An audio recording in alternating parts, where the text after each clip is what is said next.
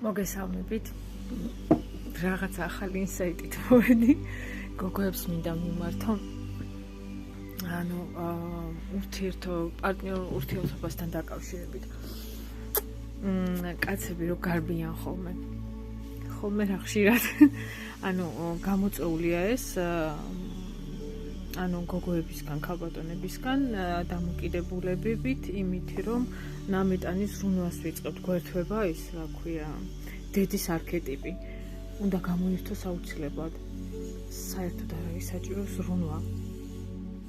რა ხდება ამ დროს? როცა მოზარდია ბიჭი და მას ეს ჰორმონები იწყებს შეცვლას და მას უნდა მარტო ყოფნა სახლში, რაღაცა პორნოგრაფიის ყურება, იქ რაღაც თვითდაკმაყოფილება და ამ დროს უნდა რომ დედა არ იყოს სახლში, წავიდეს, იმიტომ რომ ეს დედასთან არ შეიძლება. დედა არ უნდა იყოს სახლში და ასე შემდეგ.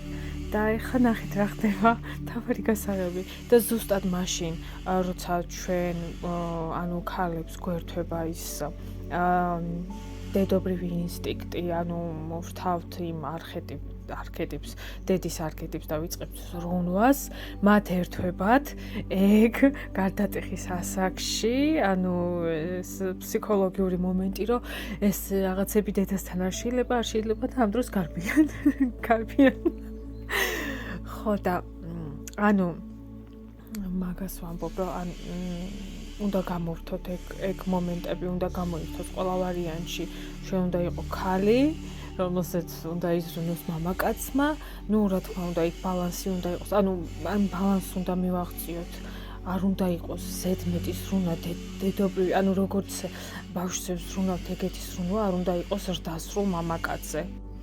მე ძალიან ინფანტილურები ხდებიან და საერთოდ ეკარგებათ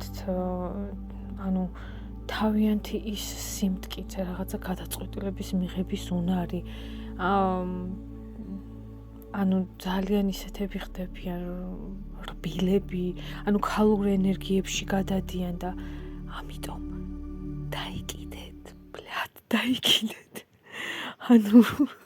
იმედია YouTube არ დაბლოკავს. მართლა არ არის საჭირო. არანაირი ზრუნვა. ვანგრევ სისტემას დავანგრიოთ.